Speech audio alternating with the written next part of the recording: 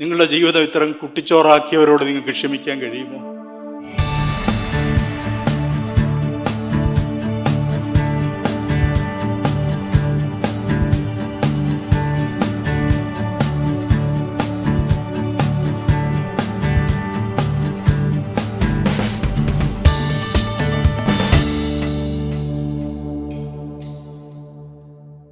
വേദപുസ്തകത്തിൽ നമ്മൾ പല വിധത്തിലുള്ള കൊടുങ്കാറ്റുകളെ കുറിച്ച് വായിക്കുന്നുണ്ട്. 4 തരം കൊടുങ്കാറ്റുകൾ എനിക്ക് ബൈബിളിൽ കാണാനായിട്ട് സാധിച്ചു. 4 kinds of storms. 4 തരം കൊടുങ്കാറ്റ്. എല്ലാവരും കടന്നു പോകുന്ന കൊടുങ്കാറ്റുകൾ ഒരുപോലെയല്ല, വ്യത്യസ്തങ്ങളാണ്. നമുക്കറിയാം ഒരു കൊടുങ്കാറ്റിനെ കുറിച്ച്, യോനയുടെ കൊടുങ്കാറ്റ്, ജോനാസ് സ്റ്റോം. യോന ദൈവത്തിൽ നിന്ന് ഓടിപ്പോവുകയാണ്. ദൈവത്തോട് അനുസരണക്കേട് കാണിച്ച് ദൈവസന്നിധിയിൽ നിന്ന് ഓടിപ്പോയ യോനായെ തിരികെ കൊണ്ടുവരുന്നതിന് വേണ്ടി ദൈവം ഒരു കൊടുങ്കാറ്റയച്ചു. അത് അനുസരണക്കേടിൽ നിന്ന് നമ്മളെ തിരിച്ചു വിളിക്കുന്നതിനുള്ള ദൈവത്തിൻ്റെ കൊടുങ്കാറ്റാണ്. അതിനെ നമുക്ക് കറക്റ്റിംഗ് സ്റ്റോംസ് എന്ന് വിളിക്കാം. നമ്മളെ തിരുത്തുന്ന കൊടുങ്കാറ്റുകൾ. തിരുത്തുന്ന കൊടുങ്കാറ്റുകൾ അനുഭവിച്ചവരുണ്ടോ? ദൈവത്തിന് സ്തോത്രം. ദൈവത്തിൽ നിന്ന് അകന്നു പോയപ്പോൾ ദൈവത്തിൻ്റെ സ്നേഹത്തിൽ ദൈവം യോനായെ വിട്ടുകളഞ്ഞില്ല. യോനായെ തിരിച്ചു കൊണ്ടുവരണം. അവനെക്കുറിച്ചുള്ള ദൈവത്തിൻ്റെ പദ്ധതി നിറവേറ്റണം ദൈവത്തിന്. അതിനുവേണ്ടി ഒരു കൊടുങ്കാറ്റിനെ അയച്ചു. അവനൊരു 2ാം അവസരം കൊടുത്തു, സെക്കൻഡ് ചാൻസ് കൊടുത്തു. എന്നെ കേൾക്കുന്ന ആരെങ്കിലും ജീവിതത്തിൽ നിന്ന് ദൈവ വിളിയിൽ നിന്ന് അകന്നു പോയിട്ടുണ്ടെങ്കിൽ, ദൈവശബ്ദം കേൾക്കുന്നതിൽ നിന്ന് നിങ്ങൾ രക്ഷപ്പെടാൻ ശ്രമിക്കുക, ദൈവത്തെ അനുസരിക്കുന്നതിൽ ഇപ്പോഴും വീഴ്ച വരുത്തിക്കൊണ്ട് നിങ്ങൾ ഓടിക്കൊണ്ടിരിക്കുകയാണെങ്കിൽ ഓടിയിട്ടൊന്നും ഒരു കാര്യമില്ല, ദൈവം തിരിച്ചു വരുത്തും. ദൈവം ആദ്യമേ നമ്മുടെ കാതിൽ മന്ത്രിക്കും, സോഫ്റ്റ് വിസ്പേഴ്സ്. എന്നാൽ ആ വിസ്പേഴ്സ്, ആ മന്ത്രങ്ങൾ, അല്ലെ ആ ദൈവത്തിൻ്റെ മൃദുവായ സ്വരം നമ്മൾ അനുസരിച്ചില്ലെങ്കിൽ ദൈവം ഷൗട്ട് ചെയ്യും. Price the Lord. ദൈവത്തിൻ്റെ ഷൗട്ട്സാണ് ജീവിതത്തിലെ കൊടുങ്കാറ്റുകൾ. അനുസരണക്കേടിൻ്റെ കൊടുങ്കാറ്റിൽ നിന്ന് യോനായെ ദൈവം തിരിച്ചു കൊണ്ടുവന്നു. അപ്പം നമ്മളൊരു കൊടുങ്കാറ്റ് കണ്ടല്ലോ. അങ്ങനെയുള്ള കൊടുങ്കാറ്റിൽ കൂടെ കടന്നു പോകുന്നവർക്ക് ഞാൻ പറയട്ടെ, you are not lost. God still needs you. If God can save Jonah from the belly of a whale, he can also save you. തിമിംഗലത്തിൻ്റെ വയറ്റിൽ നിന്ന് യോനായ ദൈവം തിരിച്ചു കൊണ്ടുവന്നെങ്കിൽ നിങ്ങളുടെ പിന്മാറ്റത്തിൻ്റെ അവസ്ഥയിൽ നിന്നും ദൈവത്തിന് നിങ്ങളെ തിരിച്ചു കൊണ്ടുവരാനായിട്ട് സാധിക്കും. Run back to God. So first സ്റ്റോമിൻ്റെ പേരെന്താണ്? കറക്റ്റിംഗ് സ്റ്റോംസ്, നമ്മളെ തിരുത്തുന്ന കൊടുങ്കാറ്റുകൾ. എന്നാൽ ഇനിയും വേറൊരു കൊടുങ്കാറ്റിനെ കുറിച്ച് ബൈബിളിൽ പറയുന്നുണ്ട്. അത് യേശു കടന്നുപോയ ഒരു കൊടുങ്കാറ്റുണ്ട്.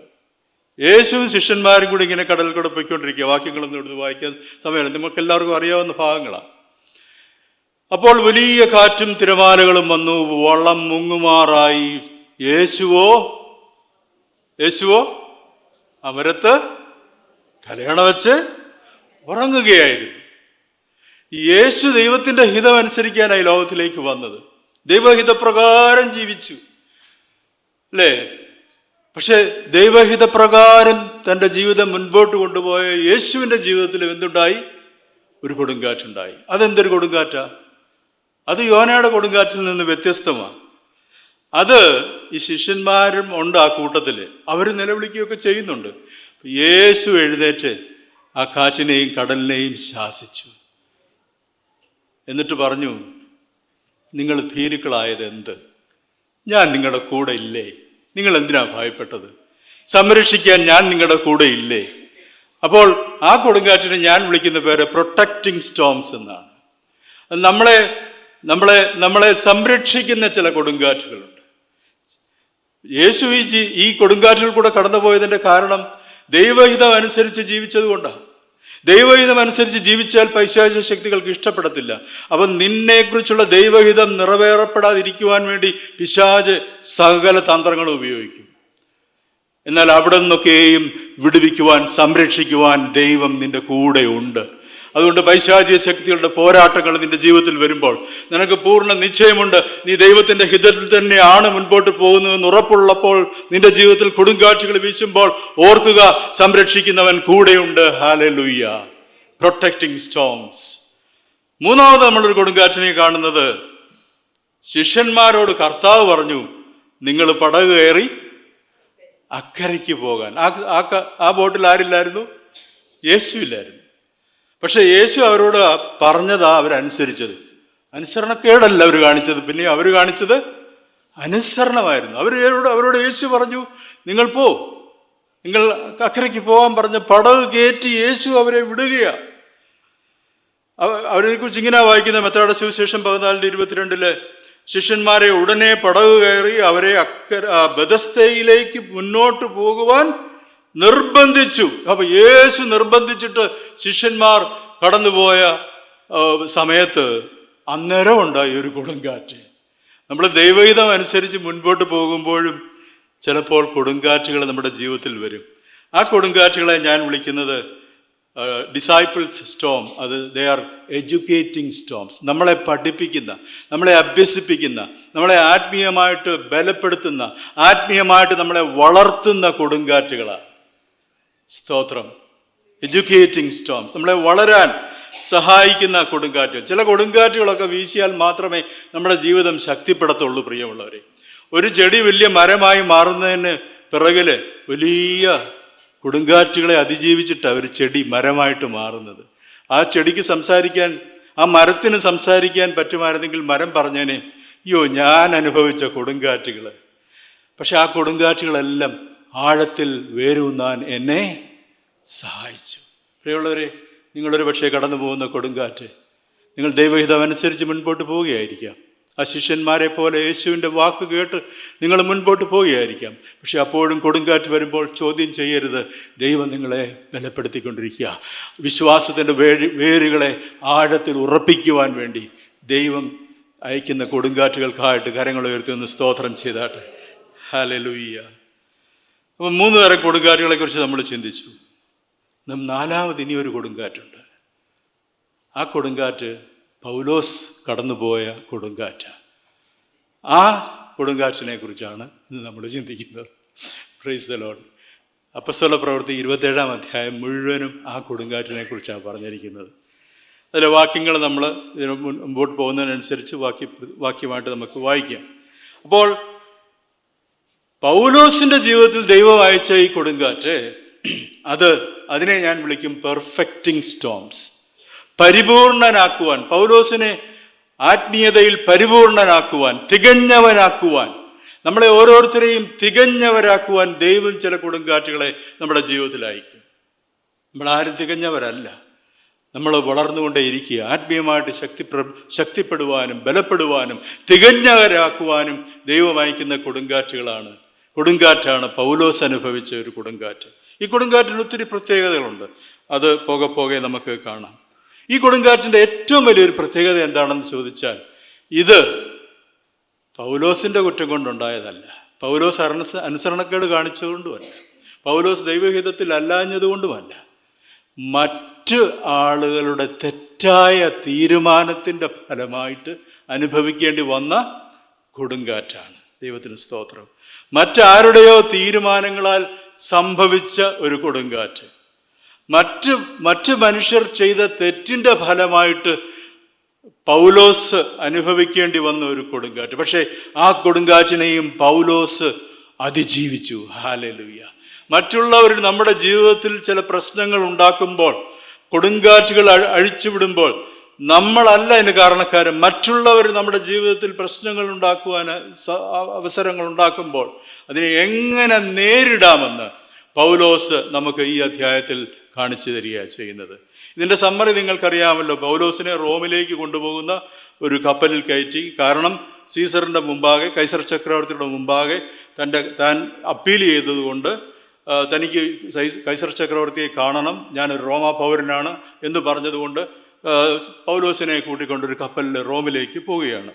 ആ കൂട്ടത്തിൽ കുറേയേറെ തടവുകാരുമുണ്ട്. ഒരു തടവുകാരനായിട്ട് പൗലോസ് ഈ കപ്പലിൽ യാത്ര ചെയ്യുകയാണ്. എന്നാൽ ഈ പോകുന്ന വഴിയിൽ ശക്തമായ കാറ്റ് കാരണം ഈ കപ്പലിന് ചില പ്രയാസങ്ങളൊക്കെ ഉണ്ടായി.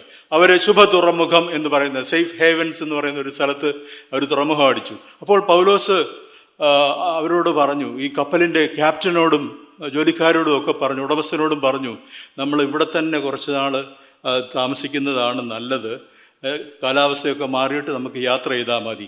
പക്ഷേ അവർ പൗലോസിൻ്റെ വാക്ക് കേട്ടില്ല, അനുസരിച്ചില്ല, അവരത് ചെവിക്കൊണ്ടില്ല. ദേ ഇഗ്നോർഡ് ഹിസ് വാർണിങ്സ്. അവർ പറഞ്ഞു, കുഴപ്പമൊന്നുമില്ലല്ലോ, നമുക്ക് പോവാം എന്ന് പറഞ്ഞിട്ട് അവരൊരു തീരുമാനമെടുത്തു. ആ തീരുമാനം തെറ്റിപ്പോയെന്ന് പിന്നീട് നമുക്ക് കാണുവാനായിട്ട് സാധിക്കുന്നു. എന്നാൽ അവരങ്ങനെ യാത്ര ചെയ്തു. ഈശാനമൂലൻ എന്ന് പറയുന്ന വലിയൊരു കൊടുങ്കാറ്റ് വീശുവാനായിട്ട് തുടങ്ങി. അപ്പോൾ ആ കൊടുങ്കാറ്റ് വീശിയപ്പോൾ ഈ കപ്പൽ പാറിപ്പോയതായിട്ട് നമുക്ക് കാണാൻ സാധിച്ചു. പക്ഷേ ദൈവത്തിൻ്റെ ദൂതൻ പൗലോസിന് പ്രത്യക്ഷനായിട്ട് ദൈവത്തിൻ്റെ ദൂതൻ പറഞ്ഞു, പൗലോസേ, കപ്പലിന് ദോഷം വരും, പക്ഷേ നിനക്കും നിൻ്റെ കൂടെയുള്ളവർക്കും യാതൊരു ദോഷവും വരികയില്ല എന്ന് പൗലോസിനോട് ദൈവത്തിൻ്റെ ദൂതൻ വന്ന് വാർത്ത പറഞ്ഞു. അങ്ങനെ അവർ ഈ യാത്ര മുമ്പോട്ട് നടത്തുകയാണ്. കപ്പൽ ഭയങ്കര കൊടുങ്കാറ്റിൽപ്പെട്ടു. അവരാകെ പ്രാണഭയത്തിലായി. അവരുടെ ചരക്കെല്ലാം അവർ കടലിലേക്ക് എറിഞ്ഞു കളഞ്ഞു. സൂര്യനും നക്ഷത്രങ്ങളും ഇല്ലാത്ത അനേക ദിവസങ്ങൾക്ക് ശേഷം രക്ഷപ്പെടുമെന്ന സകല പ്രതീക്ഷകളും അസ്തമിച്ചു. അപ്പോഴാണ് ഈ ദൈവദൂതൻ വന്ന് കാര്യങ്ങളൊക്കെ പറഞ്ഞ് പൗലോസിനെ ധൈര്യപ്പെടുത്തുന്നത്. കപ്പൽ തകരും, പക്ഷേ നിങ്ങളിൽ ആർക്കും ജീവഹാനി വരികയില്ല എന്നുള്ള ആ സദ്വർത്തമാനം പൗലോസ് കപ്പലിലുള്ളവരെ അറിയിച്ചു. ഇവരാരും ഭക്ഷണം കഴിക്കാതിരിക്കുകയായിരുന്നു. 14 ദിവസമായിട്ട് പൗലോസ് അവരെ നിർബന്ധിച്ച് അവരെ ഭക്ഷണം കഴിപ്പിച്ചു. ഒടുവിൽ ഒരു കര പോലെ ഒരു സ്ഥലം എത്തി അവരോട് പറഞ്ഞു, കപ്പൽ ഇപ്പോൾ തകരും, പക്ഷേ നിങ്ങൾ നീന്തി എങ്ങനെങ്കിലും ആ കരയിലെത്താൻ പറഞ്ഞു. കപ്പൽ തകർന്നു. അവരെല്ലാവരും ആ കപ്പലിൻ്റെ തകർന്ന അവശിഷ്ടങ്ങളിൽ പിടിച്ചുകൊണ്ട് അവരെ നീന്തി ആ കരയിലെത്തിയതായിട്ടുള്ള ആ ചരിത്രമാണ് ഈ 27-ാം അധ്യായത്തിൽ നമ്മൾ കാണുന്നത്. 276 യാത്രക്കാരുണ്ടായിരുന്നു.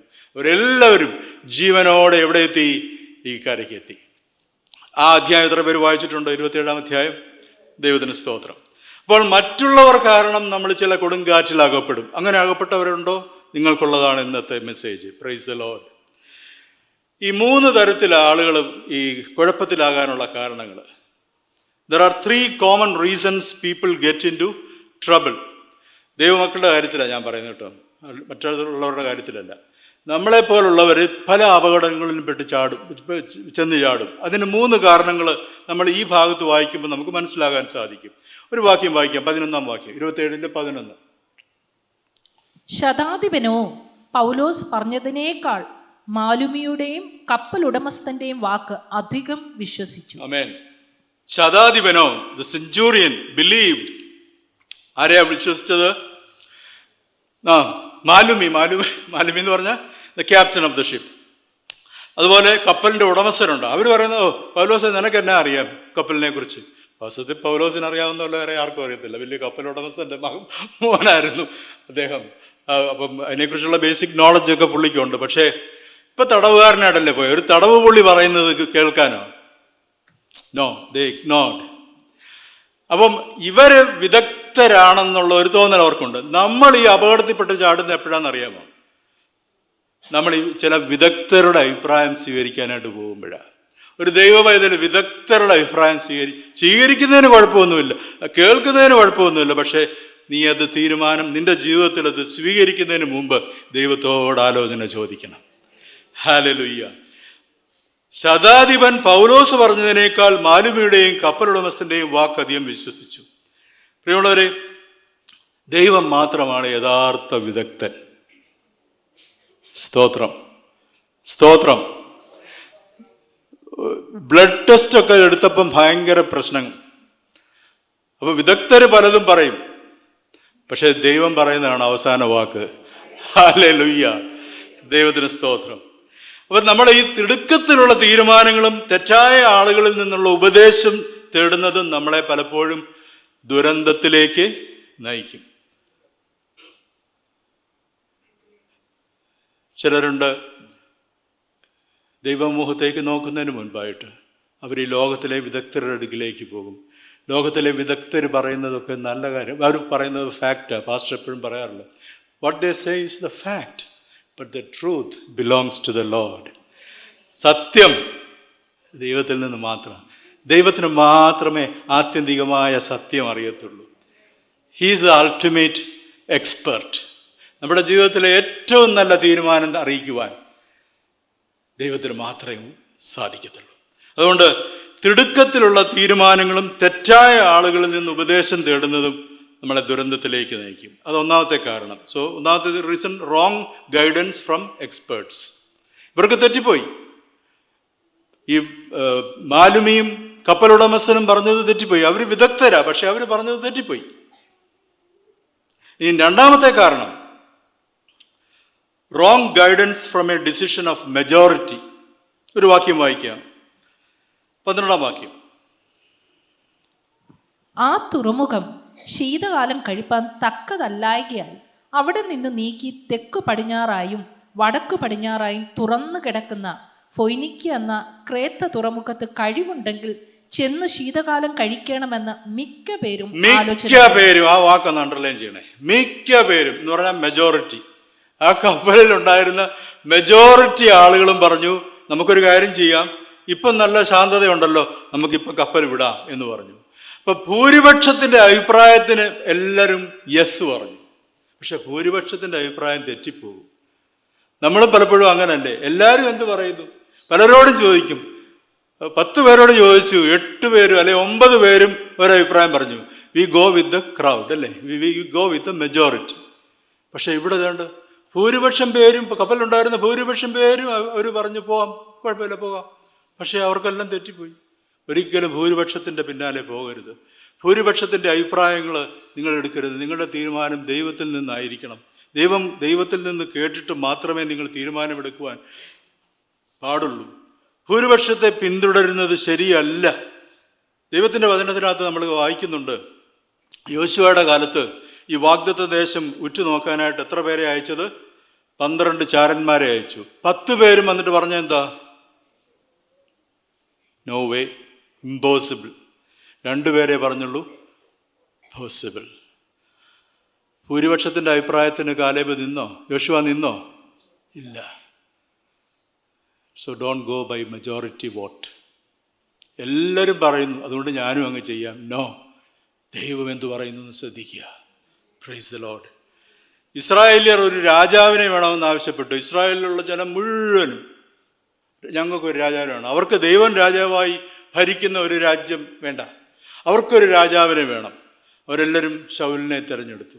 പക്ഷേ ആ തീരുമാനം തെറ്റായിരുന്നു എന്ന് പിന്നീട് തെളിഞ്ഞു.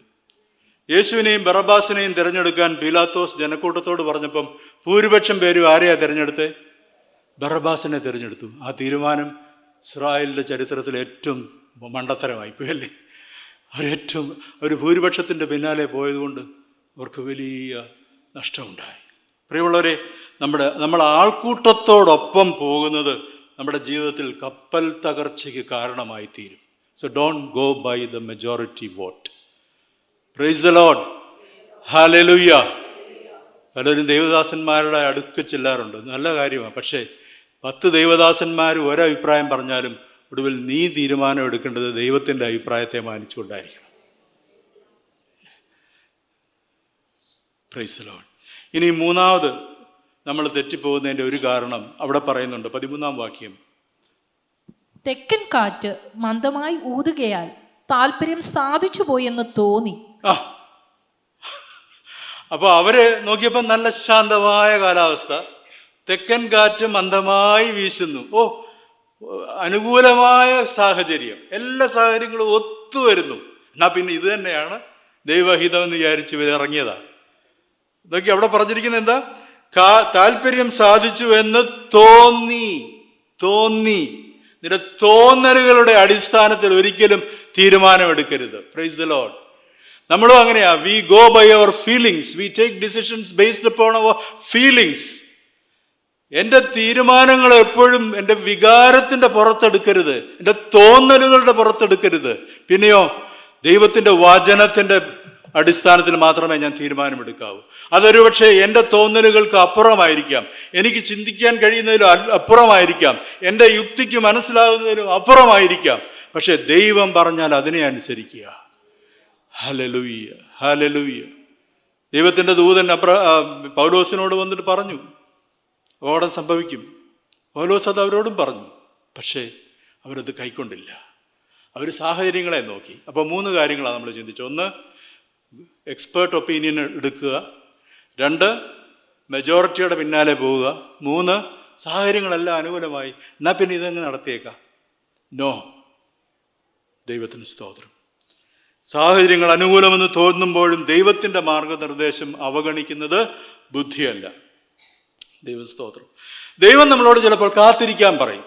വെയിറ്റ്, നീ കാത്തിരിക്കുക, ഈ തുറമുഖത്ത് കാത്തിരിക്കുക, ഞാൻ പറയുമ്പോൾ മതി കപ്പലെടുക്കുന്നത്. പലപ്പോഴും സാഹചര്യങ്ങൾ അനുകൂലമാകുന്നു, എല്ലാവരും പറയുന്നു കപ്പലെടുക്കാൻ, എല്ലാ വിദഗ്ധരുടെ അഭിപ്രായം കപ്പലെടുക്കാനാ. പക്ഷേ ദൈവം പറയുക, കാത്തിരിക്കും മോനെ, നീ കാത്തിരിക്കും മകളെ എന്ന് പറഞ്ഞാൽ അതിന് കീഴ്പ്പെടാൻ നമുക്ക് എത്ര പേർക്ക് സാധിക്കും? അങ്ങനെ ദൈവത്തിൻ്റെ സമയത്തിന് കാത്തിരിക്കാതെ തീരുമാനമെടുത്തവരുണ്ടോ ഇവിടെ?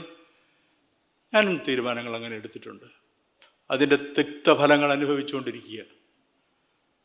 പ്രിയമുള്ളവരെ, ദൈവത്തിൻ്റെ ശബ്ദത്തിന് വേണ്ടി, ദൈവത്തിൻ്റെ ഗ്രീൻ സിഗ്നലിന് വേണ്ടി കാത്തിരിക്കുക. Price the Lord. ദൈവം നിങ്ങളോട് കാത്തിരിക്കാൻ പറഞ്ഞാൽ എത്ര സാഹചര്യങ്ങൾ എത്ര അനുകൂലമായാലും നിങ്ങൾ കാത്തിരിക്കണം. If God tells you to wait, you must wait, no matter how good things may seem. Praise the Lord. Okay, അപ്പം തെറ്റായ തീരുമാനം അല്ലെങ്കിൽ കുഴപ്പത്തിലാകുന്നതിൻ്റെ കാരണങ്ങൾ ഞാൻ പറഞ്ഞു. ഇപ്പോൾ ഇങ്ങനെ കുഴപ്പത്തിലായി എത്ര പേരാ? 276 പേരും കുഴപ്പത്തിലായിരിക്കുക. പൗലോസ് ഈ സാഹചര്യത്തെ ഞാൻ പറഞ്ഞല്ലോ, ഈ പൗലോസിൻ്റെ കൊടുങ്കാറ്റ് എന്തുകൊണ്ടുണ്ടായതാ? മറ്റുള്ളവരുടെ തെറ്റായ തീരുമാനങ്ങളുടെ ഫലമായി പൗലോസ് കടന്നു പോകേണ്ടി വന്ന ഒരു കൊടുങ്കാറ്റിനെ കുറിച്ചാണ് നമ്മൾ ചിന്തിക്കുന്നത്.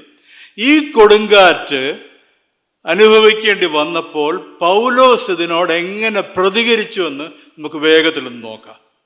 So what to do when you are caught in a storm because of others? മറ്റുള്ളവർ കാരണം നിങ്ങളൊരു കൊടുങ്കാറ്റിൽ അകപ്പെടുമ്പോൾ എന്ത് ചെയ്യും? ഒന്നാമതൊരു വാക്യം വായിക്കാം നമുക്ക്. അതിൻ്റെ 21-ാം വാക്യം. അവർ വളരെ പട്ടിണി കിടന്ന ശേഷം പൗലോസ് അവരുടെ നടുവിൽ നിന്നുകൊണ്ട് പറഞ്ഞത്, പുരുഷന്മാരെ, എന്റെ വാക്കനുസരിച്ച് ക്രേത്തയിൽ നിന്ന് നീക്കാതെയും ഈ കഷ്ടനഷ്ടങ്ങൾ സമ്പാദിക്കാതെയും ഇരിക്കേണ്ടതായിരുന്നു.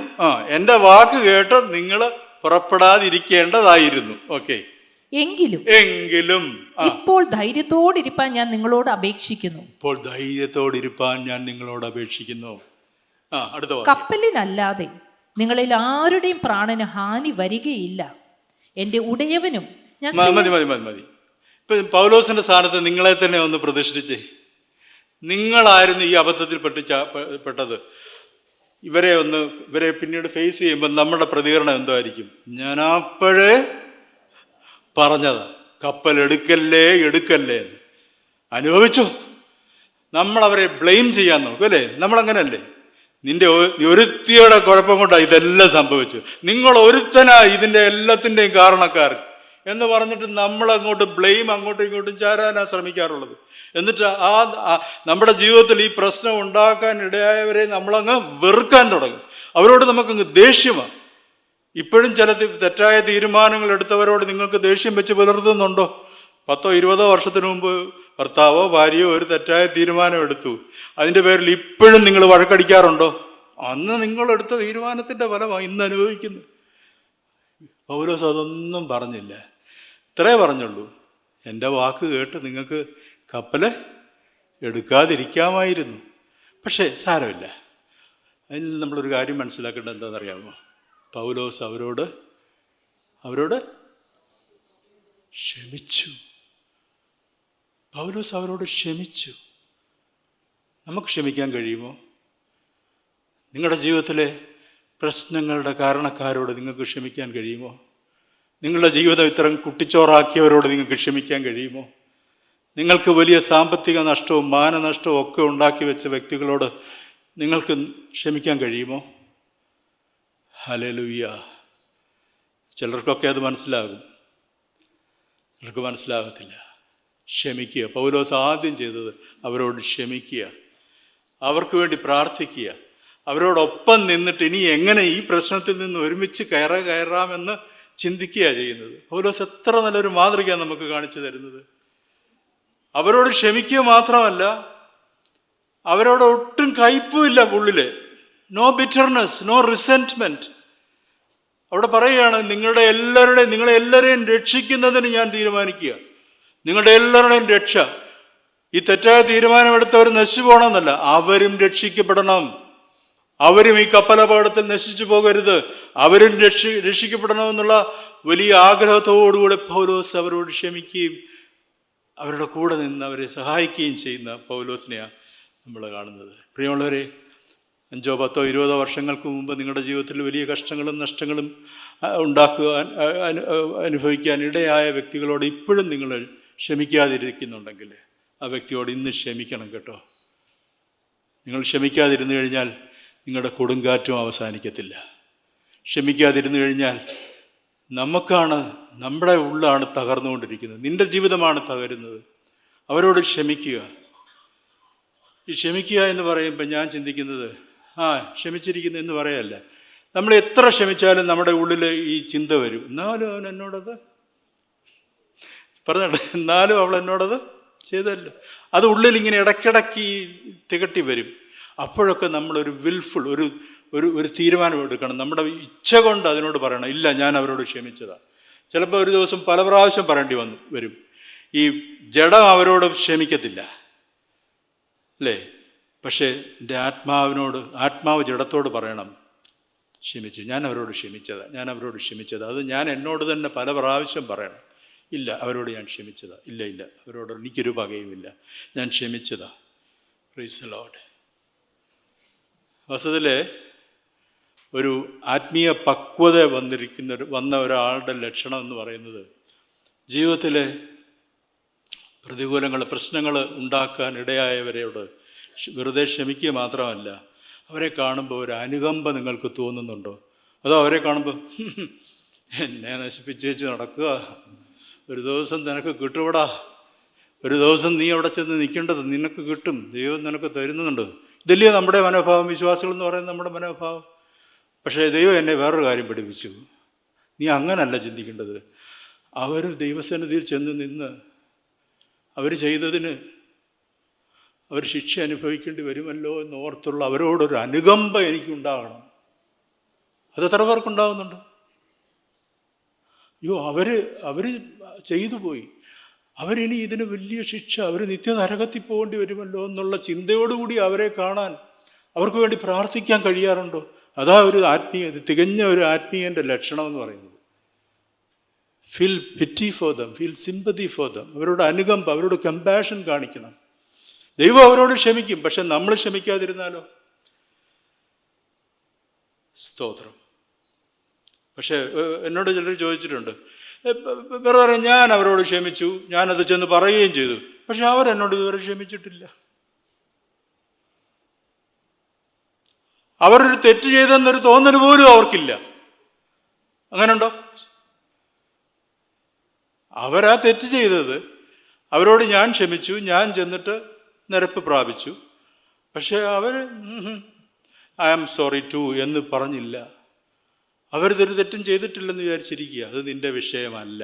Price the Lord, hallelujah. അവർ ക്ഷമിച്ചോ ഇല്ലയോ എന്നുള്ളത് നിന്റെ വിഷയമല്ല. അവർ നിന്നെ തെറ്റ് ചെയ്തിട്ടുണ്ടെന്നുള്ള ബോധ്യം അവർക്ക് വന്നോ ഇല്ലയോ എന്നുള്ളത് നിന്റെ വിഷയമല്ല. നീയും ദൈവവുമായിട്ടുള്ള ബന്ധമാണ്. അതിൻ്റെ അർത്ഥം ആ വ്യക്തിയോട് നിങ്ങൾ പഴയ രീതിയിൽ നിങ്ങൾക്ക് സ്നേഹബന്ധം സ്ഥാപിക്കുകയോ ആ വ്യക്തിയെ വീണ്ടും വിശ്വസിക്കുകയോ ചെയ്യണമെന്നല്ല. ആ വ്യക്തിയെ വിട്ടേരെ. നിങ്ങളുടെ ഉള്ളിൽ ആ വ്യക്തിയോട് യാതൊരു നിരസവും കയ്പോ പാടില്ല. സ്തോത്രം. Praise the Lord. ഒരിക്കലൊരു വീട്ടിൽ 2 മക്കളുണ്ടായിരുന്നു, ഹാരിയും ജെയിംസും എൻ്റെ പേരാണ് ഒരാളുടെ. ഇവർ 2 പേരും കൂടെ ഒരു ദിവസം ഒരു ടോയ്ക്ക് വേണ്ടി വഴക്കുണ്ടാക്കി. ഭയങ്കര വഴക്ക്, അങ്ങോട്ടും ഇങ്ങോട്ടും ഭയങ്കര അടി വഴക്ക്. അമ്മ ഓടി വന്നിട്ട് പറഞ്ഞു, നിർത്തടാ വഴക്കുണ്ടാക്കാതെ, നിർത്ത്, മാറ്റി വയ്ക്കും, ടോയ് ഇങ്ങോട്ട് മാറ്റി വയ്ക്കും. എപ്പോൾ നോക്കിയാലും വഴക്ക്, അങ്ങോട്ടും ഇങ്ങോട്ടും ക്ഷമ പറയടാ എന്ന് പറഞ്ഞു. അപ്പോൾ അവരിങ്ങനെ നിൽക്കുക, ക്ഷമിക്കാതെ നിൽക്കുക. അമ്മ പറഞ്ഞു, ഇന്ന് നീ ക്ഷമിച്ചില്ലേ ചിലപ്പോൾ നാളെ ക്ഷമിക്കാൻ ഒരു അവസരം കിട്ടിയെന്ന് വരത്തില്ല എന്ന് പറഞ്ഞു. നിങ്ങൾ ഉറങ്ങാൻ പോവുക, ഉറങ്ങുന്നതിന് മുമ്പ് ക്ഷമിക്കണം കേട്ടോ. അല്ലെങ്കിൽ രാവിലെ ചിലപ്പോൾ ക്ഷമിക്കാൻ അവസരം കിട്ടിയെന്ന് വരത്തില്ല. നിങ്ങൾ ആരെങ്കിലും ഒരാൾ ഈ ലോകത്തിൽ നിന്ന് മാറ്റപ്പെട്ടു പോയി കഴിഞ്ഞാൽ ക്ഷമിക്കാൻ അവസരം കിട്ടത്തില്ലല്ലോ. അതുകൊണ്ട് ക്ഷമിക്കാൻ പറഞ്ഞു. അപ്പം രണ്ടുപേരും അത് കേട്ട് അമ്മയുടെ വാക്ക് കേട്ട് അങ്ങോട്ടും ഇങ്ങോട്ടും സോറി പറഞ്ഞു. പക്ഷേ അതിലെ ഈ ജെയിംസ് പറഞ്ഞ എന്താണെന്നറിയാമോ? If we are both alive in the morning he better watch out. രാവിലെ ഞങ്ങൾ രണ്ടുപേരും ജീവിച്ചിരിപ്പുണ്ടെങ്കിൽ അവനൊന്ന് സൂക്ഷിക്കുന്നതാണ് നല്ലതെന്ന്. എന്ന് പറഞ്ഞാൽ അതിൻ്റെ അർത്ഥം എന്താ? ഞാൻ തൽക്കാലത്തേക്ക് ക്ഷമിച്ചിരിക്കുന്നു, പക്ഷെ നേരം വിളിക്കുമ്പോൾ ഞാൻ പിന്നെയും അവനോടുള്ള കയ്പ് ഞാൻ തിരിച്ചെടുക്കും. ക്ഷമിക്കുക എന്ന് പറഞ്ഞാൽ പൂർണ്ണമായിട്ടും ക്ഷമിക്കുക. Price the Lord. ഇവിടെ ഇരിക്കുന്ന ആരോടാ ദൈവം സംസാരിക്കുന്നത് എനിക്കറിയില്ല. നിങ്ങളുടെ ഉള്ളിൽ ആരോടെങ്കിലും പകയുണ്ടെങ്കിൽ, നിങ്ങളുടെ ജീവിതത്തിൽ അനർത്ഥം ഉണ്ടാക്കിയ വ്യക്തിയോട് നിങ്ങൾ ഇപ്പോഴും ക്ഷമിക്കാതിരിക്കുന്നുണ്ടെങ്കിൽ, അതൊരു പക്ഷേ ഒരു വ്യക്തിയായിരിക്കാം, കൂടപ്പറപ്പായിരിക്കാം, സഹോദരങ്ങളായിരിക്കാം, സ്നേഹിതരായിരിക്കാം, കൂട്ടായ്മയിലുള്ളവരായിരിക്കാം, ചർച്ചിലുള്ളവരായിരിക്കാം, പാസ്റ്ററായിരിക്കാം, അയൽക്കാരനായിരിക്കാം, ആരുമായിക്കൊള്ളട്ടെ. ആ വ്യക്തിയോട് ക്ഷമിക്കുക. നിങ്ങൾ വിശ്വസിച്ച ഒരാളെ ഏൽപ്പിച്ച പണമായിരിക്കാം നിങ്ങൾക്ക് നഷ്ടപ്പെട്ടു പോയത്. ആ വ്യക്തിയോട് ക്ഷമിക്കുക. സ്തോത്രം. അപ്പോൾ ഒന്നാമത് നമ്മൾ ചെയ്യേണ്ടത് എന്താണ്? നിങ്ങൾ എൻ്റെ കൂടെ ഉണ്ടോ? ഉണ്ട്. ഒന്നാമത്തെ പോയിന്റ് എന്ന് പറയുന്നത് റിലീസ് റിസെന്റ്മെന്റ് ടുവേർഡ്സ് ദോസ് റെസ്പോൺസിബിൾ. നമുക്ക് ദോഷം വരുത്തി വെച്ചവരോട് ക്ഷമിക്കുക. ഒന്ന്. രണ്ടാമത്തെ പോയിന്റ് നമ്മൾ രണ്ടാമത് ചെയ്യേണ്ടത് 22-ാം വാക്യത്തിൽ തന്നെ ഉണ്ടത്. വായിച്ചാട്ടെ, 22-ാം വാക്യം. കപ്പലിനല്ലാതെ നിങ്ങളിൽ ആരുടെയും പ്രാണന് ഹാനി വരും. എങ്കിലും ഇപ്പോൾ ധൈര്യത്തോടിരിപ്പാൻ ഞാൻ നിങ്ങളോട് അപേക്ഷിക്കുന്നു. കപ്പലിനല്ലാതെ നിങ്ങളിൽ ആരുടെയും പ്രാണന് ഹാനി വരികയില്ല. അപ്പൊ കപ്പലിന് എന്ത് വരും? ഹാനി വരും. Price the Lord. Don't let the storm destroy your faith. നിന്റെ കപ്പൽ തകർന്നു പോകും, പക്ഷെ വിശ്വാസക്കപ്പൽ തകരരുത്. ഹല്ലേലൂയ. പലപ്പോഴും നമ്മുടെ ജീവിതത്തിൽ സംഭവിക്കുന്നത് എന്താണെന്ന് ചോദിച്ചു കഴിഞ്ഞാൽ, നമ്മുടെ ജീവിതത്തിൽ ഈ നഷ്ടങ്ങൾ വരുമ്പോൾ, നിന്റെ ജീവിതമാകുന്ന കപ്പൽ തകരുമ്പോൾ നിന്റെ വിശ്വാസക്കപ്പലും തകരാറുണ്ട്. സ്തോത്രം അല്ലേ? പിശാചിന്റെ ലക്ഷ്യം എന്താണെന്നറിയാമോ? അവൻ്റെ ആത്യന്തിക ലക്ഷ്യം എൻ്റെ വിശ്വാസക്കപ്പലിനെ തകർക്കുക എന്നുള്ളതാണ്. അതിനുവേണ്ടി അവൻ എൻ്റെ ജീവിതത്തിൻ്റെ കപ്പലിനെ, എന്താ പറഞ്ഞാൽ എൻ്റെ സമ്പത്തിനെ, എൻ്റെ ആരോഗ്യത്തെ, എൻ്റെ ബന്ധങ്ങളെ ഒക്കെ അവൻ തകർത്തെന്നിരിക്കാം. പക്ഷേ അവൻ്റെ ലക്ഷ്യം അതല്ല, എൻ്റെ വിശ്വാസത്തെ തകർക്കുവാനാ. ഹല്ലേലൂയ. പൗലോസിൻ്റെ ജീവിതത്തിൽ ഇത്രയും നഷ്ടങ്ങളുണ്ടായി. ആ കപ്പലിന് എല്ലാം നഷ്ടപ്പെട്ടു. ആ കപ്പൽ ഉടമയ്ക്ക് എല്ലാം നഷ്ടപ്പെട്ടു. കപ്പലിലുള്ളവർക്ക് അവർക്കും നഷ്ടപ്പെട്ടു. അവൻ്റെ ഉടമസ്ഥന് നഷ്ടപ്പെട്ടു. പക്ഷേ അവരോട് പൗലോസ് പറയുക, കപ്പൽ തകരും, പക്ഷെ നിങ്ങളുടെ വിശ്വാസം തകരരുത്. നിങ്ങളെ രക്ഷിക്കുവാൻ കഴിയുന്ന ഒരു ദൈവമുണ്ട്. കപ്പലിനല്ലാതെ. അപ്പം നമ്മുടെ ജീവിതത്തിലെ ഭൗതിക വസ്തുക്കൾ സംരക്ഷിക്കുമെന്ന് ദൈവം ഒരിടത്തും വാഗ്ദത്തം ചെയ്തിട്ടില്ല. ഉണ്ടോ? ഇല്ല. ഈ ലോകത്ത് നിങ്ങൾക്ക് കഷ്ടമുണ്ടെന്ന് തന്നെയാണ് ദൈവവചനം നമ്മളോട് പറയുന്നത്. നമ്മുടെ ആത്മാവിനെ രക്ഷിക്കുമെന്ന് ദൈവം വാഗ്ദത്തം ചെയ്തിട്ടുണ്ട്. നമ്മുടെ ജീവിതത്തിൽ കഷ്ടനഷ്ടങ്ങൾ ഉണ്ടാകും പ്രിയമുള്ളവരെ. നമ്മളെ ദുർബലപ്പെടുത്തുവാൻ പിശാച് ശ്രമിച്ചുകൊണ്ടേയിരിക്കും. നമ്മുടെ വിശ്വാസ ജീവിതത്തെ തകർക്കുവാനായിട്ട് പിശാച് ശ്രമിച്ചുകൊണ്ടിരിക്കും. So even when the ship is destroyed, don't let Satan destroy your faith. അതുകൊണ്ടാണ് എപ്പോഴും ഒരു ദൈവവേദന ഓർത്തിരിക്കേണ്ട ഒരു കാര്യമുണ്ട്. Never get overly attached to things like your title, your position or your possession. നമ്മുടെ സ്ഥാനങ്ങളോ മാനങ്ങളോ നമ്മുടെ സമ്പത്തിലോ ഒന്നിലും നമ്മൾ എന്ത് ചെയ്യരുത്? അമിതമായി അറ്റാച്ച്ഡ് ആകാൻ പാടില്ല. കാരണം ഇതൊക്കെ എപ്പോൾ വേണേലും നഷ്ടപ്പെടാം. ഇന്നുള്ളത് നാളെ നമ്മുടെ കയ്യിൽ കാണണമെന്നില്ല. ഒന്നിനോടും അറ്റാച്ച്മെൻറ്റ് പാടില്ല. ഇതെല്ലാം എൻ്റേതാണെന്നും പറഞ്ഞ് പിടിച്ചു വെച്ചുകൊണ്ടിരിക്കാനല്ല. ദൈവം തന്നത് സന്തോഷത്തോടെ സ്തോത്രത്തോടെ അനുഭവിക്കുക. ഇനിയും കർത്താവെ നീ ഇതെടുത്താലും യോബ് പറഞ്ഞ പോലെ യഹോവ തന്നു, യഹോവ എടുത്തു, യഹോവയുടെ നാമം മഹത്വപ്പെടുമാറ്. വിശ്വാസക്കപ്പൽ തകർന്നില്ല യോബിൻ്റെ. നമ്മളിൽ എത്ര പേർക്കത് സാധിക്കും പ്രിയമുള്ളവരെ? പൗലോസ് അവരോട് പറഞ്ഞത് ഇതാണ്, കപ്പൽ തകർന്നേക്കാം, പക്ഷേ നിൻ്റെ വിശ്വാസക്കപ്പൽ തകരുവാൻ അനുവദിക്കരുത്. സ്തോത്രം. മൂന്നാമത്തെ പോയിന്റ്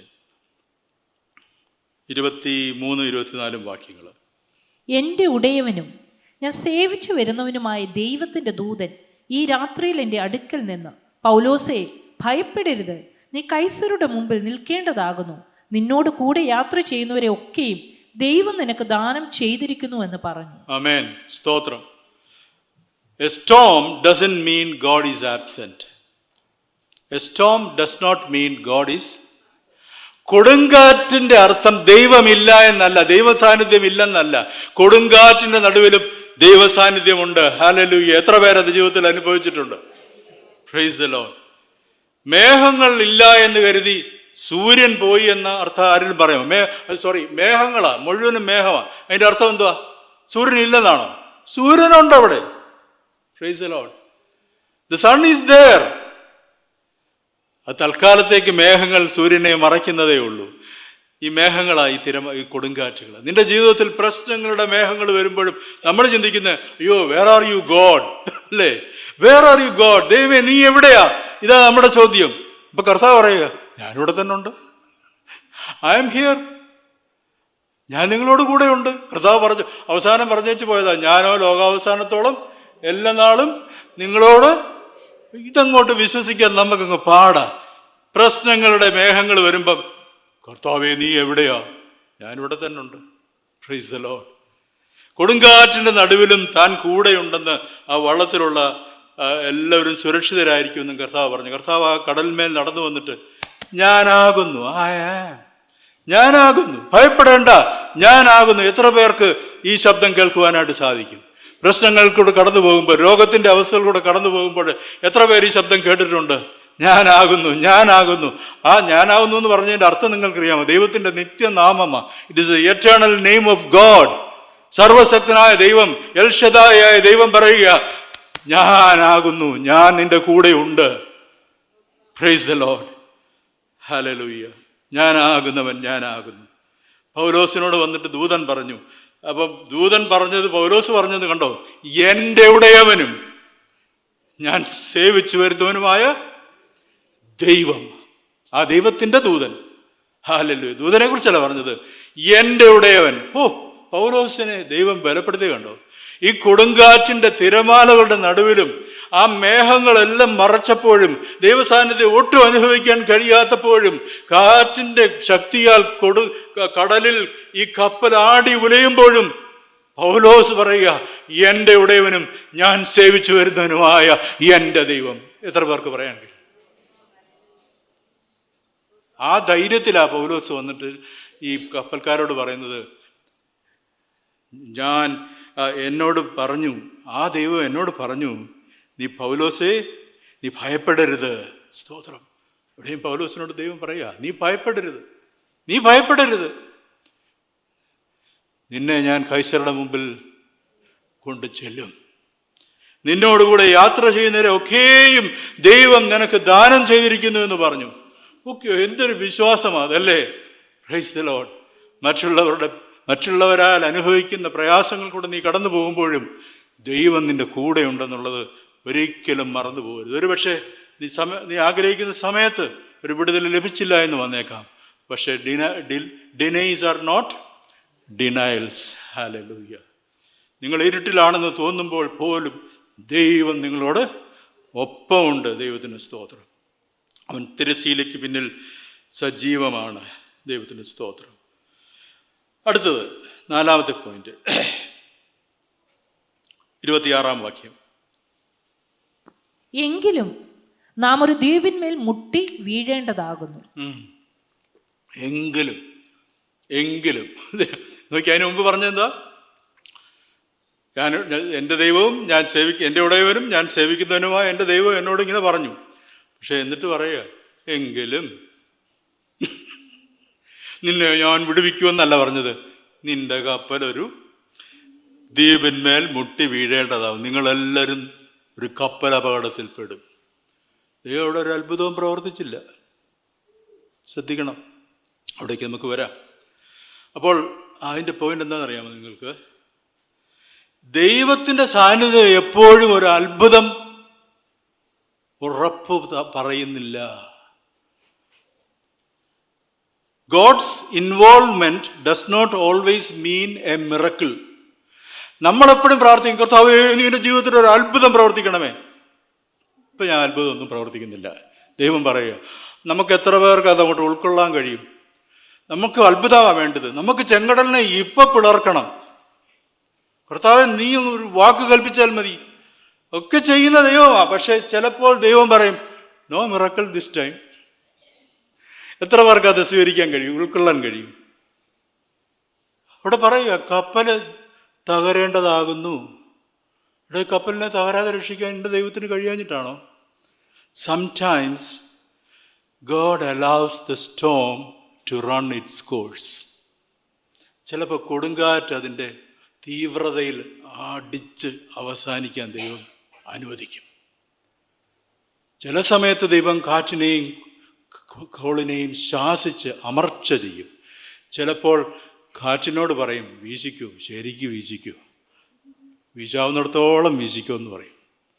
ദൈവത്തിൻ്റെ തീരുമാനമാണ്. നമ്മൾ വിചാരിക്കുന്ന എപ്പോഴും കർത്താവ് കാറ്റിനെ ഒന്ന് ശാസിച്ച്, അല്ലേ? നമുക്കതിന് വാക്യങ്ങളും ഒക്കെ ഉണ്ട്. പക്ഷെ ഇവിടെ ഞാൻ കാണുന്നത് അതല്ല.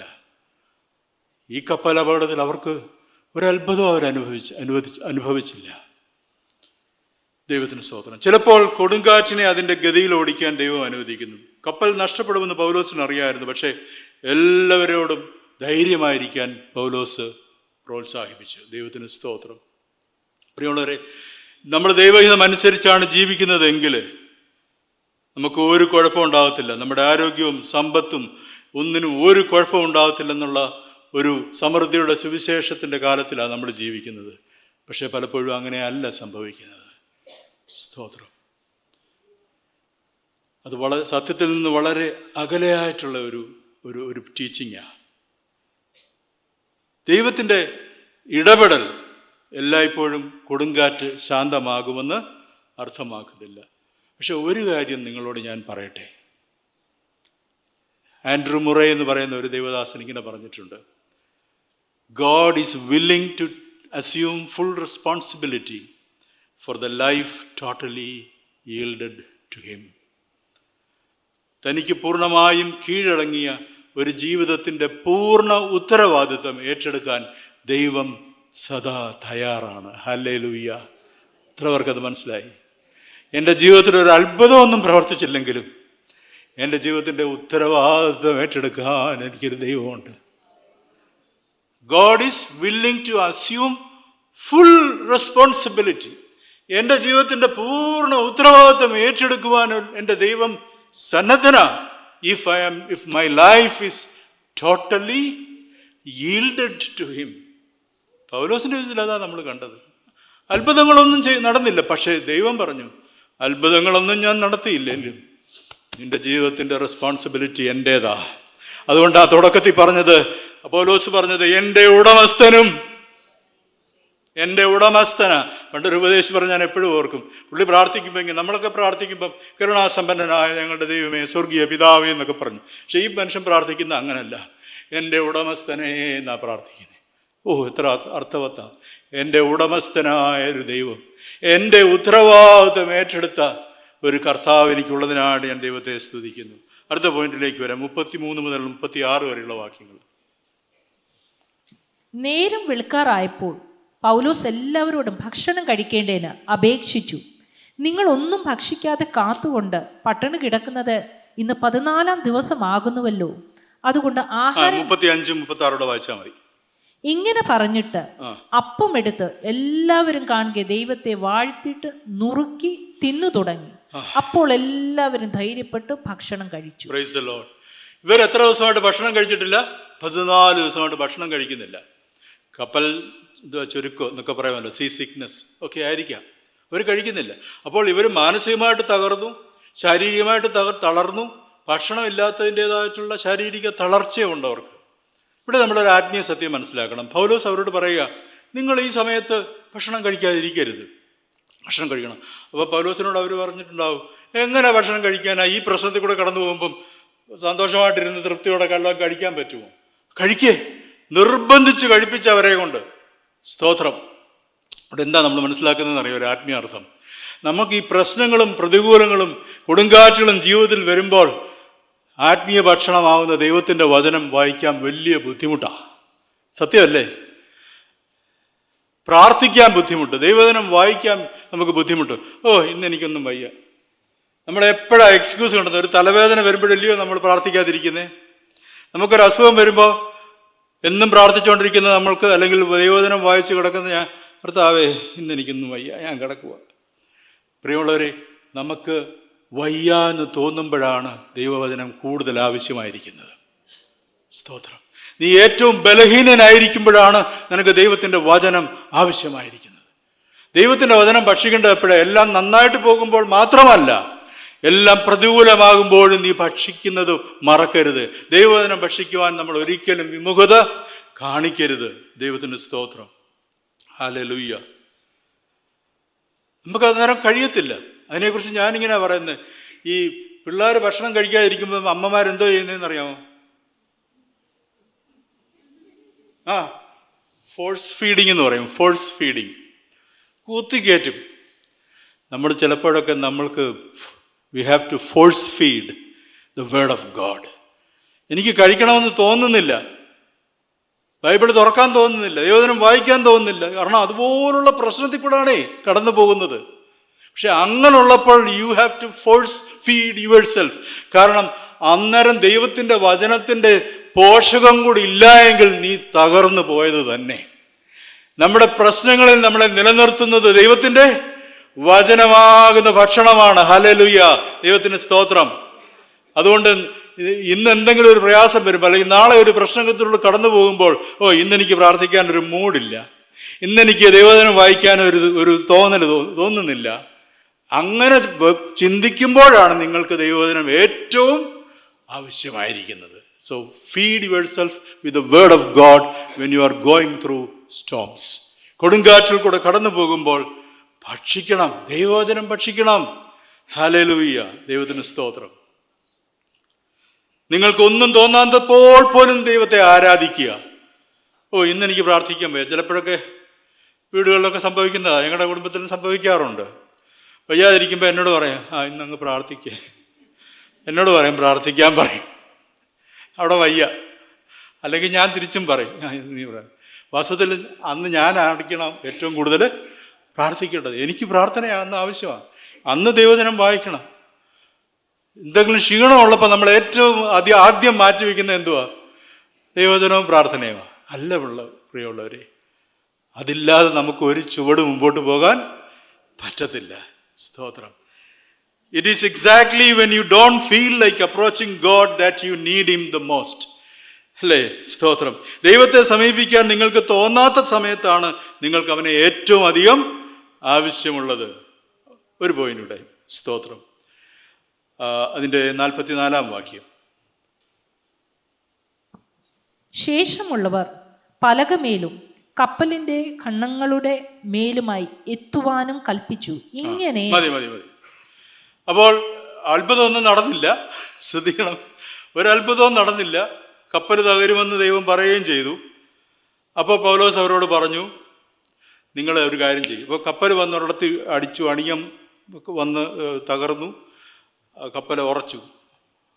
കപ്പൽ തിരമാലകൾ വന്നിട്ട് അത് ചിന്ന ഭിന്നമായി, കഷ്ണങ്ങളായി കപ്പൽ. അപ്പോൾ പൗലോസ് അവരോട് പറയുക, നിങ്ങൾ കിട്ടുന്നതെല്ലാം എടുത്തുകൊണ്ട് ചാടാൻ പറഞ്ഞു. എന്തുവാ കിട്ടുന്ന എടുത്തുകൊണ്ട് ചാടുന്നത്? ഈ കപ്പൽ തകർന്നു കഴിഞ്ഞപ്പോൾ അതിനകത്തെ ചില പലകകളും കഷണങ്ങളും അവിടെ പറയുന്നുണ്ട്. അവർ പലകകളിലും ഖണ്ഡങ്ങളിലും, എന്തുമായിരിക്കും പലകകളും ഖണ്ഡങ്ങളും? ഞാൻ വിചാരിക്കുന്നത് അതിനകത്തെ ഫർണിച്ചർ വല്ലതും ഒടിഞ്ഞത് അതിൻ്റെ ഒരു കഷ്ണം, അല്ലെന്നുണ്ടെങ്കിൽ എന്തെങ്കിലും അവർക്ക് അതിനകത്തു നിന്ന് കിട്ടുന്നത് പുറകെ പിടിക്കാൻ പറഞ്ഞു. Focus on what you still have, not what you have lost. അയ്യോ എൻ്റെ കപ്പൽ പോയേ എന്നും പറഞ്ഞ് നമ്മൾ ആ പോയ കപ്പലിനെ അല്ല ഇപ്പോൾ നോക്കേണ്ടത്, ഇപ്പോൾ എൻ്റെ കയ്യിൽ എന്തുണ്ട്. സ്തോത്രം. ഒരു പലക കഷണമുണ്ട്, അതിനായിട്ട് സ്തോത്രം. അവരോട് പൗലോസ് പറയുക, നിങ്ങളുടെ കയ്യിലുള്ളത് മുറുകെ പിടിക്കുക. Hold on to what you have with you, not focus on what you still have, not what you have lost. നഷ്ടപ്പെട്ടതിനെ കുറിച്ച് ഫോക്കസ്, അതിൽ ശ്രദ്ധ കേന്ദ്രീകരിക്കാതെ ഇപ്പോൾ കയ്യിലുള്ളവയെ എന്ത് ചെയ്യുക? മുറുകെ പിടിക്കുക. ഇപ്പോഴുള്ളതിൽ ശ്രദ്ധ കേന്ദ്രീകരിക്കുക, നഷ്ടപ്പെട്ടവയല്ല. പലപ്പോഴും നമ്മൾ നേരെ തിരിച്ച, അയ്യോ എനിക്ക് എൻ്റെ കയ്യിൽ അതുണ്ടായിരുന്നുണ്ടെങ്കിൽ, ഞാനും പറഞ്ഞിട്ടുണ്ട്, അന്നെനിക്ക് നഷ്ടപ്പെട്ട അത് എൻ്റെ കയ്യിൽ ഇപ്പോഴുണ്ടായിരുന്നെങ്കിൽ അത്, അങ്ങനെ ചിന്തിച്ചിട്ടൊന്നും ഒരു കാര്യവുമില്ല. ഇപ്പോൾ നിനക്കുള്ളതിനെ മുറുകെ പിടിച്ച് അതിന് ദൈവത്തിന് നന്ദി പറ. Price the Lord. നഷ്ടപ്പെട്ടതിനെ കുറിച്ചല്ല, ഒത്തിരി നഷ്ടങ്ങളിലൂടെ കടന്നു പോയവർ എനിക്കറിയാം. ഇവിടെ ഒത്തിരി നഷ്ടപ്പെട്ടു. നിങ്ങളുടെ ജീവിതത്തിലെ സമ്പത്ത് മാത്രമല്ല, നിങ്ങളുടെ റെപ്യൂട്ടേഷന്, നിങ്ങളുടെ ആരോഗ്യം എല്ലാം നഷ്ടപ്പെട്ടവരാണ്. പക്ഷേ ഇപ്പോഴുള്ള ഫലക കഷ്ണങ്ങളെ മുറുകെ പിടിക്കുക. Hallelujah. Focus on what you still have. ശേഷമുള്ളവർ ഫലകമേലും കപ്പലിൻ്റെ കണ്ണങ്ങളുടെ മേലുമായി എത്തുവാനും കൽപ്പിച്ചു. ദൈവത്തിന് സ്തോത്രം. Hold on to the broken pieces. Hold on to the broken pieces. പ്രിയമുള്ളവരെ, ഈ ബ്രോക്കൺ പീസസിനെയും ഉപയോഗിക്കുവാൻ എൻ്റെ ദൈവത്തിന് കഴിയും. ആ ബ്രോക്കൺ പീസസിൽ പിടിച്ചുകൊണ്ടാണ് അവരെല്ലാവരും അവരിൽ പലരും കരയിലെത്തിയത്. സ്തോത്രം. കാരണം ദൈവത്തിന്, God can still use broken pieces. എൻ്റെ ജീവിതത്തിൻ്റെ തകർന്ന കഷ്ണങ്ങളെയും ഉപയോഗിക്കുവാൻ ദൈവത്തിന് കഴിയും. God specialises in using broken vessels. Hallelujah. തകർന്ന പാത്രങ്ങളെ ഉപയോഗിക്കുന്ന ഒരു ദൈവമായ എൻ്റെ ദൈവം. ഹല്ലേലൂയ. സ്തോത്രം. ചക്ക് സ്വിൻഡോൾ എന്ന് പറയുന്ന ഒരു എഴുത്തുകാരനുണ്ട്, ചക്ക് സ്വിൻഡോൾ. അദ്ദേഹത്തിൻ്റെ ഒരു കഥ ഞാനൊന്ന് പങ്കുവെച്ചോളട്ടെ. 4 ചെറുപ്പക്കാർ ഒരു വാരാന്ത്യത്തിൽ അവരൊരു മല കയറാൻ തീരുമാനിച്ചു. ആ മല കയറ്റത്തിനിടയിൽ അതിലെ ഒരാൾ പെട്ടെന്ന് കാല് വഴുതി ആ മലയുടെ മുകളിൽ നിന്ന് താഴെയുള്ള പാറക്കൂട്ടങ്ങളിലേക്ക് പോയി വീണു, കാല് തെറ്റി. അപ്പോൾ ഈ കൂട്ടുകാർ മേളിൽ നിന്നിട്ട് അവരങ്ങ് പരിഭ്രാന്തരായി. അയ്യോ, അവൻ താഴെ പോയി. അവൻ്റെ പേര് ജോ എന്നായിരുന്നു, താഴെ വീണ ചെറുപ്പക്കാരൻ്റെ പേര്. അവനെ അവർ മേളിൽ നിന്ന് വിളിച്ച്, ജോ, ആർ യു ഓക്കേ? നീ ഓക്കെ ആണോ? നിനക്ക് കുഴപ്പം വല്ലതും പറ്റിയോ എന്ന് ചോദിച്ചു. അപ്പോൾ അവൻ പറഞ്ഞു, I am alive but I think I broke both my arms. ഞാൻ ഓക്കെയാ, എനിക്ക് ജീവനുണ്ട്, പക്ഷേ എൻ്റെ 2 കൈയും ഒടിഞ്ഞു എന്നാണ് എനിക്ക് തോന്നുന്നത് എന്ന് അവൻ താഴെ നിന്ന് നിലവിളിച്ചു പറഞ്ഞു. ഓക്കെ, അപ്പോൾ ഇവർ പറഞ്ഞു, don't worry, we will toss a rope down to you and I pull you up. ഞങ്ങളൊരു ഒരു കയറ് താഴോട്ട് ഇട്ട് തരാം, നീ അതേ പിടിച്ചാൽ മതി, ഞങ്ങൾ നിന്നെ വലിച്ച് കയറ്റിക്കൊള്ളാമെന്ന് പറഞ്ഞു. അങ്ങനെ അവർ ഒരു കയറിട്ട് കൊടുത്തു. അവർ 3 പേരും കൂടെ അവരുടെ കൂട്ടുകാരനെ വലിച്ചിങ്ങനെ കയറ്റിക്കൊണ്ടിരുന്നപ്പോഴാണ് ഇതിനകത്ത് ഒരുത്തം പെട്ടെന്ന് ഓർത്തത്, അയ്യോ, അവൻ പറഞ്ഞില്ലായിരുന്നു അവൻ്റെ 2 കൈയും ഒടിഞ്ഞതാണെന്ന്, പിന്നെ എങ്ങനെ ആയിരിക്കും അവനത് പിടിച്ചിട്ടുണ്ടാവുക? അപ്പോൾ അവനോട് അവർ ചോദിച്ചു, അവരിങ്ങനെ ചോദിച്ചത്, നിന്റെ 2 കൈയും ഒടിഞ്ഞെന്നല്ലേ നീ പറഞ്ഞത്, പിന്നെ എങ്ങനെയാ നീ അതിൽ പിടിച്ചു വരുന്നതെന്ന് ചോദിച്ചപ്പം അവൻ പറഞ്ഞതാ, വിത്ത് മൈ ടീത്ത് എന്നാ പറഞ്ഞു. വിത്ത് മൈ ടീത്ത്, ഞാൻ എൻ്റെ പല്ലുകൊണ്ട് കടിച്ചു പിടിച്ചാ വരുന്നതെന്ന്. Price the Lord. മനസ്സിലായോ? അതിൻ്റെ കൈകൊണ്ട് കയറെ പിടിക്കാൻ പറ്റത്തില്ല, പിന്നെ പിടിക്കാൻ പറ്റുന്നത് പല്ലേ ഉള്ളൂ. പല്ലുകൊണ്ട് കയറെ കടിച്ചു പിടിച്ചവൻ ഇങ്ങനെ കടിച്ചു പിടിച്ച് ഇങ്ങനെ പൊങ്ങി വരുന്നതെന്ന് ആലോചിച്ച് നോക്കിയേ. Hold on to what you have. കയ്യിലുള്ളതിനെ മുറുകെ പിടിക്കുക. കൈ കൊണ്ട് പിടിക്കാൻ പറ്റില്ലെങ്കിൽ പല്ലുകൊണ്ടെങ്കിലും മുറുകെ പിടിക്കുക. ദൈവത്തിന് സ്തോത്രം. പ്രിയമുള്ളവരെ, നമ്മുടെ കൈ ഇപ്പം നമുക്ക് നമ്മുടെ നിങ്ങൾ ഇത്രയും പേര് ഇവിടെ കയറി വന്നില്ലേ? ഈ സ്റ്റെപ്പൊക്കെ കയറി വന്നില്ലേ? നിങ്ങൾക്ക് ഇരിക്കാനും എഴുന്നേക്കാനുള്ള ആരോഗ്യം ദൈവം തന്നില്ലേ? ശ്വസിക്കാനും കണ്ണു തുറക്കാനും അടയ്ക്കാനും ഒക്കെയുള്ള ആരോഗ്യം തന്നില്ലേ? ഭക്ഷണം കഴിക്കുന്നത് ദഹിക്കുന്ന ഒരു ആരോഗ്യം തന്നില്ലേ? ദൈവത്തിന് സ്തോത്രം ചെയ്താട്ടെ. ഉള്ളതിന് ദൈവത്തിന് സ്തോത്രം ചെയ്താട്ടെ. നഷ്ടപ്പെട്ടതിനെക്കുറിച്ച് ഓർക്കണ്ട. Hallelujah. God specializes in making the broken usable. ദൈവത്തിന് സ്തോത്രം. ലാസ്റ്റ് പോയിന്റ് ആ വാക്യത്തിൽ തന്നെ ഉണ്ട്. നീന്തുവാൻ കഴിയുന്നവർ ആദ്യം ചാടി കരയ്ക്ക് പറ്റുവാനും ഇങ്ങനെ എല്ലാവരും കരയിലെത്തി രക്ഷപ്പെടുവാനും സംഗതി വന്നു. 44-ാം വാക്യം. നീന്തുവാൻ കഴിയുന്നവർ. നോക്കിയേ, അവരവിടെ നീന്തിയാ രക്ഷപ്പെട്ടത്. അവിടെ ദൈവം അവർക്ക് വേണ്ടി ഒരു വലിയ അത്ഭുതം ഒന്നും ചെയ്തില്ല. അവർ നീന്തി. ദൈവത്തിന് സ്തോത്രം. നമ്മളെല്ലാവരും വിചാരിക്കുന്ന, ദൈവമേ എൻ്റെ ഈ ചെങ്കടലിനെ നീ ഒന്ന് വിഭജിക്കണമേ എന്നാണ്. പക്ഷേ ദൈവം ചിലപ്പോൾ ചെങ്കടലിനെ വിഭജിക്കത്തില്ല. ദൈവം പറയും, നീന്താൻ പറയും. Price the Lord. If God does not part the waters, He will give you the strength to swim. Praise the Lord. ദൈവം ഒരുപക്ഷെ ചെങ്കടലിനെ വിഭജിച്ചില്ലെങ്കിലും നിനക്ക് നീന്താനുള്ള ശക്തി തരും. ദൈവം നീന്താനുള്ള ശക്തി തന്നവരുണ്ടോ? ഹല്ലേലൂയ. എൻ്റെ ജീവിതത്തിൽ ദൈവമേ നീ ഒരു അത്ഭുതവും പ്രവർത്തിച്ചില്ലെങ്കിലും എനിക്ക് നീന്താനുള്ള ശക്തി തന്നാൽ മതി. അതിനും ശക്തി വേണം കേട്ടോ. എൻ്റെ കഴിവിലല്ല ഞാൻ നീന്തുന്നത്. അവരെല്ലാവരും നീന്തി അക്കരെ എത്തി. വെള്ളം പിരിഞ്ഞില്ലെങ്കിലും ഭയപ്പെടേണ്ട, നീന്താനുള്ള ശക്തി ദൈവം തരും. Hallelujah. It takes as much faith to swim to safety as it does to wait for God to intervene. ഇതിന് രണ്ടിനും ഒരേ വിശ്വാസം ആവശ്യമാണ്.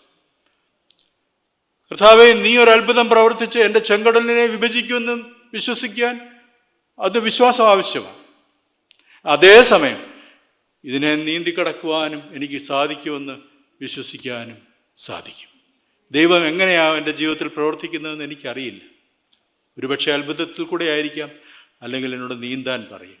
പക്ഷെ ഒരു കാര്യം നിങ്ങൾ ഓർക്കുക, നമ്മൾ അക്കരെ എത്തിക്കഴിയുമ്പോൾ നമുക്ക് പറയാനിടയായിത്തീരും, യോബ് പറഞ്ഞതുപോലെ എൻ്റെ വീണ്ടെടുപ്പുകാരൻ ജീവിക്കുന്നു. എൻ്റെ ഐ നോ മൈ വീണ്ടെടുപ്പുകാരൻ, എങ്ങനെ പറയുക, I know my redeemer lives. എൻ്റെ വീണ്ടെടുപ്പുകാരൻ ജീവിച്ചിരിക്കുന്നുവെന്ന് എനിക്കറിയാം. എത്ര പേരെന്ന് പറയും, എനിക്കറിയാം എൻ്റെ വീണ്ടെടുപ്പുകാരൻ ജീവിച്ചിരിക്കുന്നു. അവൻ എന്നെ അക്കരെ എത്തിക്കും. നീന്തിയിട്ടാണെങ്കിലും, വഴി തുറന്നിട്ടാണെങ്കിലും, ചെങ്കടലിനെ പിളർന്നിട്ടാണെങ്കിലും, കൊടുങ്കാറ്റിനെ ശാന്തമാക്കിയാണെങ്കിലും എന്നെ അക്കരെ എത്തിക്കും. കാരണം എൻ്റെ വീണ്ടെടുപ്പുകാരൻ ജീവിക്കുന്നു. പൗലോസ് ഇങ്ങനെയാ പറഞ്ഞത്. ഹല്ലേലൂയ. പൗലോസ് എന്താ പറഞ്ഞത്? ഞാൻ ആരെ വിശ്വസിച്ചിരിക്കുന്നുവെന്ന് എനിക്കറിയാം. I know whom I have believed. എത്ര പേർക്ക് ഇന്ന് പകൽക്കാലം പറയാൻ കഴിയും, എനിക്കറിയാം ഞാൻ ആരെ വിശ്വസിച്ചിരിക്കുന്നുവെന്ന്. അവൻ നിന്നെ നടുക്കളയിൽ ഉപേക്ഷിക്കുന്നവനല്ല. അവൻ നിന്നെ അക്കരെ കൊണ്ടെത്തിക്കും. അതൊരു അത്ഭുതത്തിൽ കൂടെ ആണെങ്കിലും, ചിലപ്പോൾ നീന്തിയിട്ടാണെങ്കിലും എന്നെ അക്കരെ എത്തിക്കുവാൻ എൻ്റെ ദൈവം മതിയായവനാണ്. ഹല്ലേലൂയ. നമ്മുടെ കണ്ണുകളെ അടയ്ക്കാൻ നമുക്ക് പ്രാർത്ഥിക്കാം.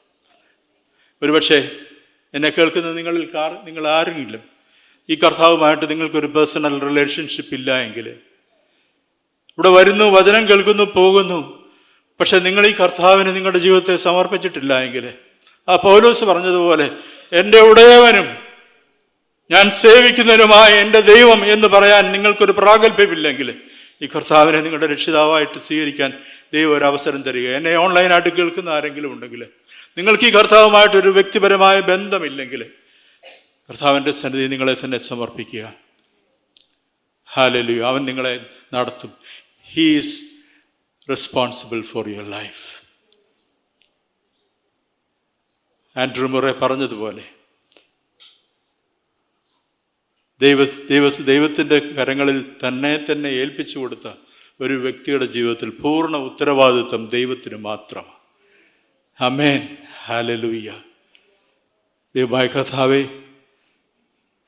കേൾപ്പിച്ച വചനങ്ങൾക്കായിട്ട് സ്തോത്രം. ഞങ്ങളെ ബലപ്പെടുത്തിയതിനായിട്ട് സ്തോത്രം. നിന്നിൽ ആശ്രയിപ്പാൻ ഞങ്ങളെ കൂടുതലായി സഹായിക്കണമേ. വചനം കേട്ട എല്ലാവരും കർത്താവുമായിട്ടുള്ള ആഴമേറിയൊരു ബന്ധത്തിലേക്ക്, ഉപരിപ്ലവമായൊരു ബന്ധത്തിലേക്കല്ല, ആഴമേറിയൊരു ക്രിസ്തീയ അനുഭവത്തിലേക്ക്, കർത്താവുമായിട്ടുള്ള ഒരു ബന്ധത്തിലേക്ക് വരുവാൻ അവിടുന്ന് സഹായിക്കണം. പ്രാർത്ഥന കേട്ടതിനായി സ്തുതിക്കുന്നു. യേശു ക്രിസ്തുവിൻ്റെ വിലയേറിയ നാമത്തിൽ പിതാവേ. ഇന്ന് കേട്ട ഈ സന്ദേശം തീർച്ചയായിട്ടും നിങ്ങൾക്ക് അനുഗ്രഹമായിരുന്നു ഞങ്ങൾ വിശ്വസിക്കുന്നു. ഒരുപക്ഷെ നിങ്ങൾ ഇതുവരെയും ഈ ചാനൽ സബ്സ്ക്രൈബ് ചെയ്തിട്ടില്ല എങ്കിൽ ദയവായി ഇപ്പം തന്നെ ഒന്ന് സബ്സ്ക്രൈബ് ചെയ്യുക. ഈ സന്ദേശം മറ്റു ചിലർ കൂടി ഒന്ന് ഫോർവേഡ് ചെയ്ത് കൊടുക്കുക. നിങ്ങൾക്കിത് അനുഗ്രഹമായിരുന്നെങ്കിൽ തീർച്ചയായിട്ടും അത് മറ്റുള്ളവർക്കും ഒരു അനുഗ്രഹമായി തീരുവാൻ അത് കാരണമായി തീരും. God bless you.